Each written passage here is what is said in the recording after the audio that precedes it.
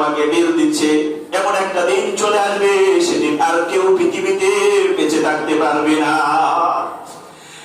ওয়ালাম আদরি মা হিসাবিয়া ইয়া লাইতাহা কানাতিল কাদিয়া মা আগনা আন্নি মালিয়া হালাকা আন্নি সুলতানিয়া। ওই যুবক ডাকতে বলবে, ওগো মালিক, যে সম্পদের পিছনে দৌড়াইছিলাম, যে সুন্দর নারীর পিছনে দৌড়াইছিলাম, যে গাড়ি বাড়ির পিছনে দৌড়াইছিলাম, আল্লাহ এগুলো তো কোনো কিছুই আজকে আমার কাজে আসে নাই। দুনিয়াতে খুব আরামায়েশ করেছি মালিক, আজকে তো আমি এমন একটা হিসাবের সম্মুখীন হইলাম। কই আমার সন্তান তো আমার সামনে নাই, আমার বিবি আমার সামনে নাই, আমার মা আমার সামনে নাই। ওগো মালিক, আমি কিভাবে হিসাব দিব? ওয়ালাম আদরি মা হিসাবিয়া ইয়া লাইতাহা কানাতিল কাদিয়া মা আগনা আন্নি মালিয়া হালাকা আন্নি সুলতানিয়া। এত সুন্দর করে ঘর নির্মাণ করছি, এত অট্টালিকা বানাইছি মালিক, সব কিছু তো ধ্বংস হয়ে গেল, কোনো কিছুই তো আর আমার কাজে আসলো না। আল্লাহ ডাক দিয়া ফেরেশতাদেরকে বলবে, ও আমার ফেরেশতারা, জাহান্নামের ফেরেশতাদেরকে ডাক দিয়া বলবে, ও আমার ফেরেশতারা, হুলুহু ফাহুল্লু। আল্লাহ ডাক দিয়া বলে, ও আমার ফেরেশতারা, ওটাকে ধর, ফাহুল্লু, অথবা জাহান্নামের মধ্যে ওটাকে নিক্ষেপ কর। জাহান্নামে যখন জাহান্নামে চলে যাবে বাবা, জাহান্নামে যাওয়ার পরে জাহান্নামের শাস্তি যখন তার শুরু হয়ে যাবে, আমার মালিকের খেলা তখন শুরু হয়ে যাবে। ওকে যখন জাহান্নামের আগুনের মধ্যে দগ্ধ করা হবে, ও ডাকবে বলবে, ও আল্লাহ, দুনিয়াতে আমি অনেক অন্যায় করেছিলাম মালিক, আমার আর একটা বার সুযোগ দাও।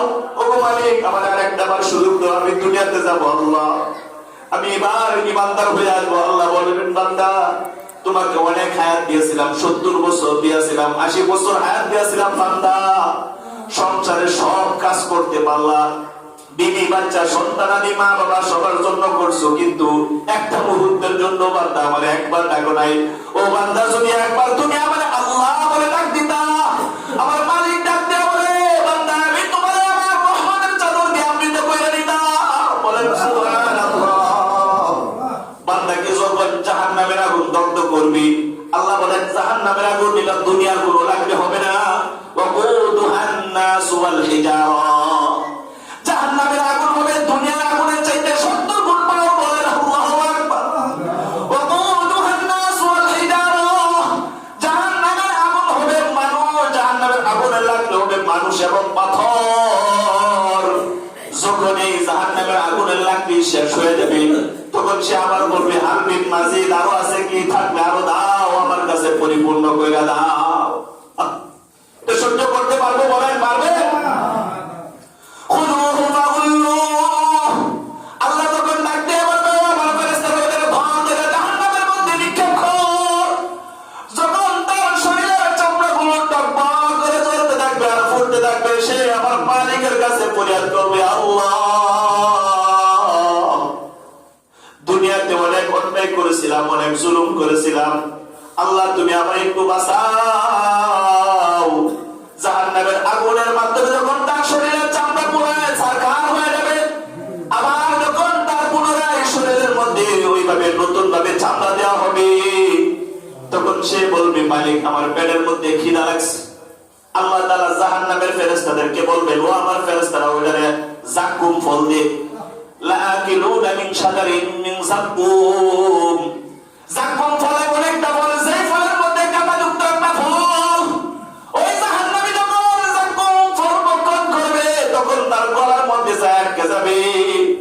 আটকে যাওয়ার পরে সে আমার মালিককে ডাক দেয়া বলবে, ও মালিক, আমার পানি পিপাসা লাগছে, আমার গলার মধ্যে যাক্কুম ফল আটকে আছে। আল্লাহ তাআলা জাহান্নামের ফেরেশতাদেরকে বলবে, ও আমার ফেরেশতারা ওইটা করে গরম উত্তপ্ত পানি দাও। যখন ওই জাহান্নামী গরম উত্তপ্ত পানি পান করবে, তখন তার পেশাবের রাস্তা, পায়খানার রাস্তা দিয়া তার ভিতরে যত নারী আছে সবগুলো কয়লা টকবক করে তার পায়খানার রাস্তা দিয়া বের হয়ে যাবে। বলেন নাউযুবিল্লাহ। আবার যখন সে এরকম পরিষ্কার হয়ে যাবে, আমার মালিক আবার তারে নতুন কয়লা সামলা দিবে। কুল্লামা নাদিজাত জুলুদুহুম বাদদাল্লাহুম জুলুদান গায়রাহা লিয়াযুকুল আযাব। যখন তার শরীরে চামড়াগুলো পরে ছারখার হয়ে যাবে, তখন আবার